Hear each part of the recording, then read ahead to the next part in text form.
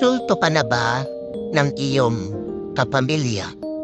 Naranasan mo na ba na laitin ka na mismong kamag-anak mo? Siguro po masakit ang insultuhin at laitin ng ibang tao.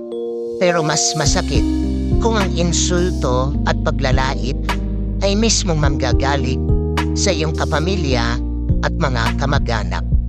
Mas masakit ang masamang salita kung ito ay manggagaling sa mga taong ine-expect mong makapaintindi sa iyo at magmamahal sa iyo. Siguradong nakarinig na tayo ng mga masasakit na salita, pang-insulto, panglalait, galing sa ating mga pamilya at kamag-anak.